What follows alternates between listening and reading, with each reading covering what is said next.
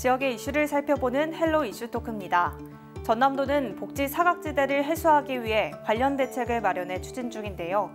최근 도의회 행정사무감사에서 위기 대상자를 발굴하고도 복지 서비스 지원과 사후 관리가 미흡하다는 지적이 제기됐습니다. 이번 시간에는 전남 복지 사각지대 실태와 관련해 전남도의회 최성국 보건복지환경위원장과 함께 자세한 이야기 나눠보겠습니다. 의원님 안녕하십니까? 네, 안녕하십니까? 네, 의원님 흔히들 말하는 복지 사각지대에 대해서 조금 더 구체적으로 설명해 주시면 좋을 것 같습니다. 이제 사각지대라는 말은 말 그대로 이제 안 보인다라는 거죠. 시스템에서 안 보인다라는 건데요. 복지 사각지대라는 이렇게 개념이 사회 문제화된 것이 지난 2014년 이제 송파 세모녀 사건을 생각하시면 될 것 같습니다. 네. 당시에 이 세모녀가 이제 70만 원을 놔두고 주변에 미안하다라는 유서와 함께 이제 극단적인 선택을 하게 됐는데요. 당시에도 이제 큰딸은 만성 질환에 시달리고 있었고 어머니는 이제 실직 상태에 있는 상황이었습니다. 그런데 이제 3년 전에 복지 대상자 신청을 했더니 조건이 되지 않아서 결국은 이후에는 재신청을 하지 않고 있었다라는 것이죠. 네. 그러면서 결국 이제 극단적인 선택을 하게 된 거고요. 이 사건 이후로 이제 좀 복지 체계가 좀 변화가 왔었습니다. 그래서 사회보장급여법이라는 이제 제도가 생겨서 네. 당시 이제 그 공공의 정보만이 아니라 공공지자체 그다음에 이와 관련 민간 기관들까지도 복지 위기 정보를 제공을 하게 됩니다. 위기 징후가 나타나면 네. 이 징후를 이제 지자체에 이제 내려보내서 그 복지 대상자를 이제 발굴하는 시스템으로 바뀐 거죠. 네. 그러다가 이제 올해 이제 그 수원 세모녀 이제 살인 사건이 터집니다. 네. 근데 수원 세모녀 같은 경우는 이 복지 이음 서비스에도 역시 또 드러나지가 않았어요. 근데 이유는 이제 이거였던 겁니다. 그러니까 경기도 화성에서 살다가 수원으로 이사를 했는데 전입신고를 하지 않았던 거예요. 네. 전입신고를 하지 않았기 때문에 이 위기 가구에 발굴이 되지 못했던 사건입니다. 그래서 일상생활에 필요한 전기나 물, 또 뭐 가스 공급이 뭐 중단된다든가, 뭐 건강보험료가 체납된다든가 이런 이렇게 여러 가지 정보들이 있었습니다만. 이것을 통해서도 지금 우리가 파악하지 못한 이 복지 위기 대상자들이 바로 사각지대에 있다. 이렇게 보시면 될 것 같습니다. 네, 말씀해주신 이런 다양한 이유로 복지 서비스를 제공받지 못하는 분들을 복지 사각지대다라고 말할 수 있을 것 같은데요. 예. 그렇다면 복지 사각지대가 발생하는 주요 원인은 무엇이라고 볼 수 있을까요? 일단 뭐 우리 사회의 어떤 여러 가지 좀 뭐 변화들 때문이겠죠. 첫 번째는 이제 사회구조적 변화가 가장 좀 크다라고 봅니다. 네. 행안부가 발표한 이제 인구 통계를 보면은요, 이제 작년 기준으로 1인 가구가 936만 가구를 돌파했습니다. 네. 여기서 뭐 1인 가구라는 게 뭐 그냥 청년 혼자 산다라는 개념이 아니라 뭐 독거노인이라든가 혼자 사시는 분들을 모두 통칭하는 개념인데요. 전체 인구의 이제 40.1%고 특히 이제 전남 같은 경우는 1인 가족 비중이 46%가량으로 상당히 높습니다. 또 전남 같은 경우는 이제 고령화도 네. 급속하게 지금 진행되고 있는 상황이지 않습니까? 전국에서 고령화 비율이 가장 또 높은 도기도 하고요. 이제 두 번째 요인 같은 경우는 이제 경제적 요인이 당연히 크겠죠. 사실상 이제 지금 현재 사회의 노동 구조가 안정적인 직업을 가지고 생활을 영위한다는 것이 상당히 좀 불가능한 사회다라는 게 통론이다라고 보면 되겠습니다. 올해 8월 달에 이제 통계청 자료를 보니까 전체적으로 비정규직 노동자가 816만 명입니다. 정규직 노동자가 1,350만 명 정도 되는데요. 네. 비정규직 노동자 같은 경우는 노동 조건이 당연히 이제 열악할 수밖에 없는 것이고요. 이제 이런 부분들도 영향을 끼칠 수 있다라고 봅니다. 마지막으로 이제 사회적 이제 현상을 한번 좀 살펴봐야 될 것 같은데요. 앞서 말씀드렸듯이 한국 사회가 1인 가구 비중이 이제 급격하게 증가하고 하면서 네. 은둔형 외톨이라는 이런 부분들도 지금 이렇게 개념들이 생겨나고 있고요. 또 최근에는 그 아픈 가족들을 본인 혼자 돌봐야 하는 가족 돌봄 청년이라는 게 이런 신조어도 지금 생기고 있습니다. 이런 부분들은 아직까지 이제 나타나지 않았던 개념들이기 때문에 상당히 좀 주목해야 될 부분들이라고 봐야 될 것 같습니다. 말씀 들어보니까 사회 구조적 변화 등 또 복지 사각지대가 발생하는 주요 원인 3가지 말씀해 주셨고요. 또 보통 복지 혜택을 받기 위해서는 직접 신청을 해야 되는 경우가 대부분인 걸로 알고 있거든요. 예. 절차가 복잡해서 또 어려워서 또는 낙인 찍힐 수 있어서 이 혜택을 포기하는 경우도 있을 것 같습니다. 예. 이런 현실적인 부분도 복지 사각지대 발생에 영향을 미친다고 볼 수 있을까요? 예, 맞습니다. 그 예전이죠. 뭐 저희 어린 시절 같은 경우는 사회적 도움이 필요하신 분을 생활보호 대상자라는 개념으로 네. 얘기를 했습니다. 그러다가 이제 김대중 정부 들어서 이제 2000년도에 국민기초생활보장법이라는 법률이 이제 만들어졌죠. 네. 생활이 어려운 분이 국가로부터 이제 최저 생활을 보장받아야 된다. 이걸 이제 수급에 관한 권리라는 개념으로 권리 개념으로 이제 접근을 시작한 겁니다. 네. 우리 헌법의 34조에 국가는 사회보장과 사회복지에 책임질 의무를 지닌다라고 하는 이 규정에 따라서 수급권자라는 개념이 생겨났거든요. 그런데 네. 그렇다고 해도 이제 사회보장급여를 받는 사람들에 대한 사회적 편견과 낙인 효과는 아직까지도 남아 있는 것이 사실입니다. 그리고 방금 말씀하신 대로 두 법이 있거든요. 네. 복지 대상자들을 돕는 법이 국민기초생활보장법이나 사회보장급여법 모두가 이제 신청주의를 기반으로 하고 있습니다. 즉 대상자가 직접 신청을 해야 네. 된다라는 것이죠. 그런데 관공서에 신청을 하러 갔을 때 제공해야 되는 정보의 양이 너무도 좀 많다라는 것이죠. 예를 들어 뭐 부동산 정보, 금융이나 뭐 신용 정보, 보험 정보까지 다양한 개인 정보를 제공을 해야 되기 때문에 네. 복지 혜택을 포기하는 분들이 발생을 하고는 합니다. 종합을 해보면 우리 사회에 아직도 남아있는 복지 대상자들에 대한 사회적 편견과 또 복잡한 신청 절차까지 네. 복지 사각지대 해소를 어렵게 하는 요인이라고 바라봐야 되지 않을까 이런 생각을 해봅니다. 말씀해주신 이유로 혜택을 받지 못하는 경우가 있는데요. 네, 의원님께서는 올해 전남도의회 행정사무감사에서 위기 대상자를 발굴하고도 복지 서비스 지원이나 또 사후 관리가 미흡하다 이런 지적을 하셨거든요. 예. 그런데 여기서 궁금한 게 발굴 대상자와 비대상자는 어떤 경우가 해당되는지인데 자세하게 들어볼 수 있을까요? 일단 그 보건복지부가 1년에 6번, 그러니까 두 달에 한 번씩 이 복지 대상자를 발굴을 합니다. 네. 발굴을 하면 지자체에 이것을 이제 통보하는 이제 시스템으로 가는 것이죠. 왜냐하면 이제 확인을 해야 되니까요. 네. 이분들을 발굴 대상자라고 얘기를 합니다. 그러면 이제 읍면동 담당자가 발굴 대상자의 이제 생활 실태를 이제 직접 이제 조사를 해서 네. 이제 지원 여부를 판단하게 되는 거고요. 그래서 복지 대상자가 되면 이제 복지 서비스를 제공하는 게 가장 기본적인 시스템입니다. 네. 공무원 같은 경우는 이제 현장 조사나 또 상담을 통해서 이제 지원 필요성이 있으면 복지 대상자, 필요성이 없으면 비대상자로 이렇게 처리를 하게 됩니다. 네. 근데 이제 비대상자로 처리되는 경우가 한 15개 정도 항목이 있습니다. 예를 들어 빈집인 경우 공무원이 가봤는데 없더라. 다음 이사를 가버렸네. 다음 연락이 두절됐다. 또 장기 출타, 그다음에 뭐 지원 거부 이제 이런 항목들이 있습니다. 그런데 올해 8월에 발생한 수원 세모녀 같은 경우는 결국 이제 빈집과 이사인데 걸러내지 못한 경우거든요. 네. 즉 비대상자들에게 이제 문제가 발생하는 겁니다. 네. 이게 사실상 이제 시한폭탄을 안고 있다라고 이제 보시면 될 것 같아요. 그 전남도에 이제 최근에 이제 5년간 자료를 좀 분석을 좀 해봤는데요. 2018년 이후에 우리 사회가 이제 여러 가지 사회적 변화로 상당히 좀 어려움에 처하잖아요. 코로나19 네. 이후로. 발굴 건수가 엄청 늘어났어요. 이게 지난해 발굴 대상자가 총 이게 6만 7천 명인데요. 네. 근데 비대상자로 이제 그 분류된 건수가 15,000건입니다. 15,000건으로서 발굴 대상자의 17% 정도가 됩니다. 아까 제가 이제 항상 위기를 안고 있는 게 시한폭탄과 같은 네. 그룹군이라고 말씀드렸었는데요.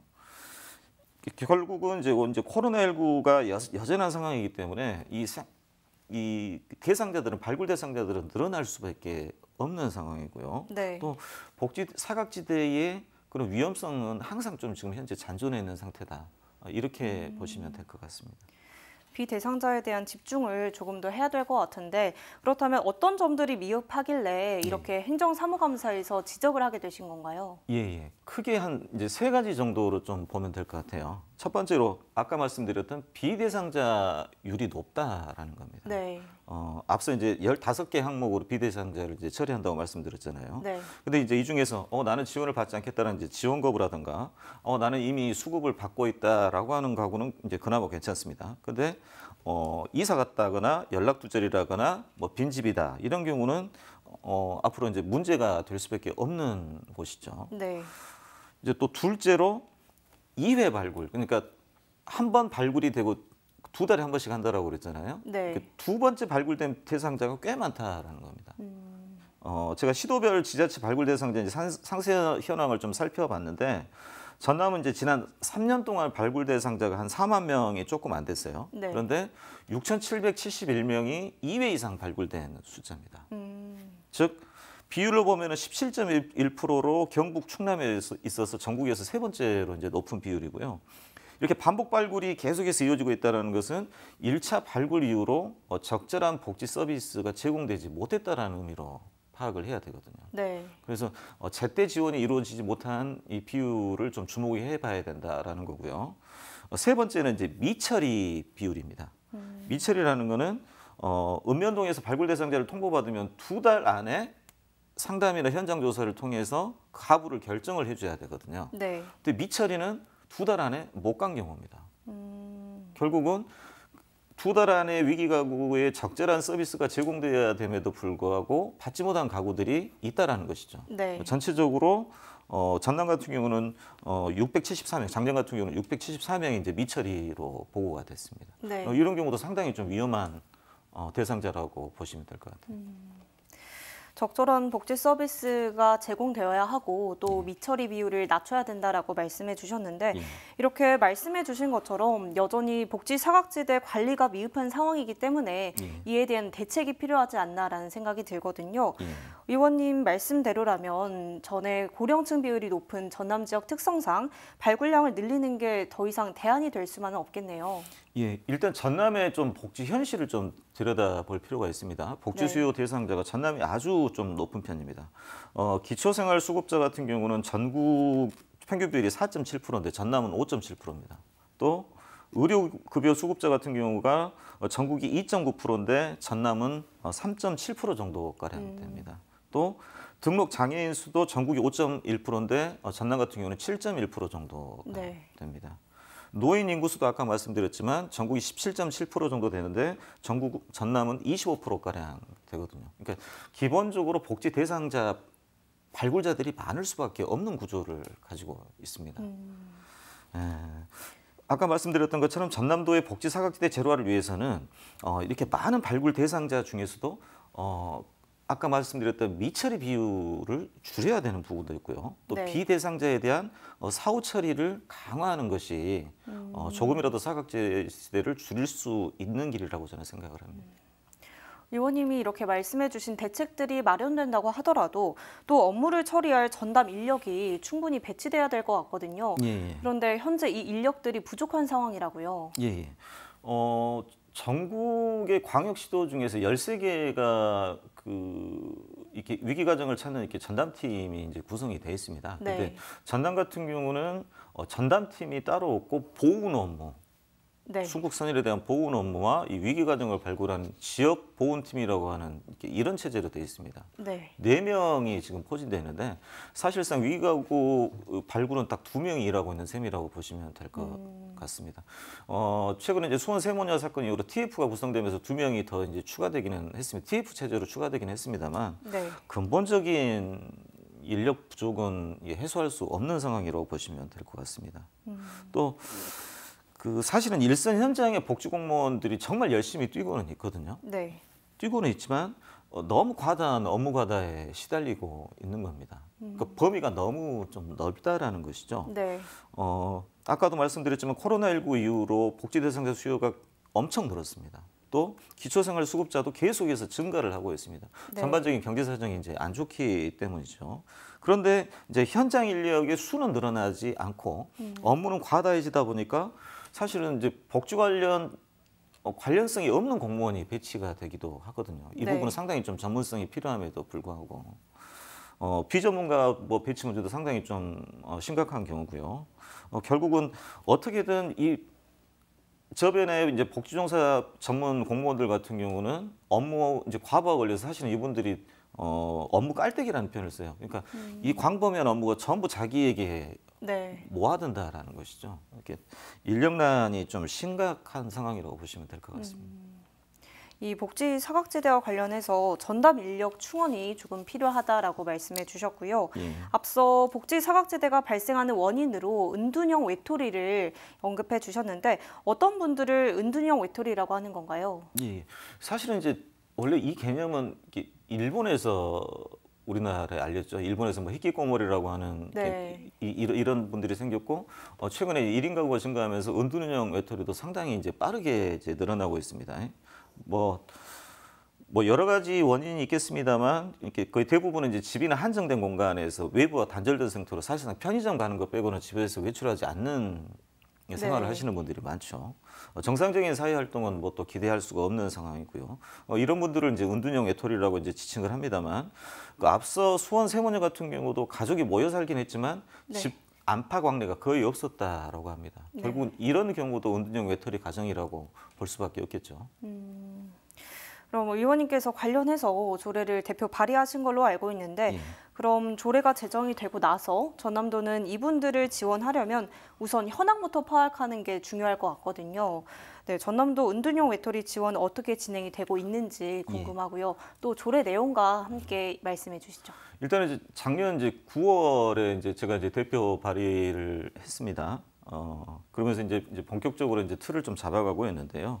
뭐 은둔형 외톨이 조례 같은 경우는 결국 이제 기본 계획이라는 것을 전남도가 수립을 해야 되고요. 네. 또 실태 조사가 이제 이에 따라붙어야 되고 그리고 파악된 분들에 대해서 이분들이 사회로 복귀할 수 있도록 상담, 교육, 직업훈련, 또 가족 상담 이런 체계적인 대안들이 진행이 돼야 되는 거거든요. 네. 이 조례에 따라서 작년 연말에 이제 전남에서는 이제 기초 연구를 진행을 했고요. 올해 6월과 7월에 만 18세부터 64세 미만의 인구를 대상으로 이제 6개월 이상 은둔한 분들에 네. 대한 전수조사를 진행을 했습니다. 근데 현재까지 이제 실태 조사까지는 지금 이루어져 있고요. 네. 이제 저도 이제 오늘 이제 예산서를 보고 왔습니다만 이제 2023년부터 시범 사업이 이제 진행이 될 겁니다. 전체적으로 보면은 전남도 내 은둔형 외톨이는 총 한 243명 정도로 이제 조사가 됐습니다. 네. 근데 이제 광주 같은 경우는 저희보다 좀 더 빨리 움직였는데요. 광주 같은 경우는 은둔형 외톨이 지원 상담센터가 따로 존재를 합니다. 전남도도 이렇게 장기적으로는 이런 체제를 좀 고민할 필요가 있겠죠. 은둔형 외톨이에 관련해서 체계적인 대안 마련이 필요하다라고 말씀해 주셨고요. 예. 오늘 이렇게 의원님과 함께 전남 복지 사각지대 실태와 또 개선점 등에 대해서 살펴봤는데 끝으로 우리 전남이 복지 사각지대를 줄여나가기 위한 실질적인 대책이 필요할 것 같거든요. 끝으로 의원님께서 남은 과제는 무엇이라고 보십니까? 일단 복지사각지대 제로화에 접근하기 위해서는 가장 중요한 것이 아까 말씀드렸듯이 인력 충원의 문제입니다. 이제 찾아가는 보건복지팀과 전남도의 인력 충원이 먼저 좀 이루어져야 됩니다. 일선 공무원과 컨트롤 타워라고 하는 전남도의 인력 충원도 반드시 이루어져야 되는 거고요. 또 전남도가 이제 지금 활용하고 있는 게 우리 동네 복지기동대라는 게 있습니다. 네. 즉 생활이 어려우신 가정들을 찾아가서 소수리, 그러니까 못을 달아드린다거나 방충망을 쳐드린다거나 이런 소수리 사업을 하는 거를 네. 복지기동대라고 하거든요. 또 각 동마다 지역사회 보장협의체라고 하는 위기가구를 지원하는 조직들이 있습니다. 네. 이런 지역사회 풀들을 적절하게 좀 활용하고 같은 틀 안에서 묶어내가는 작업이 좀 필요하다라고 네. 보여지고요. 이런 체계들이 완성돼야만 미처리 비율을 조금이라도 줄일 수가 있는 겁니다. 또 비대상자 가운데 언제 터질지 모르는 사고를 그래도 조금이나마 촘촘하게 네. 들여다볼 수가 있는 거고요.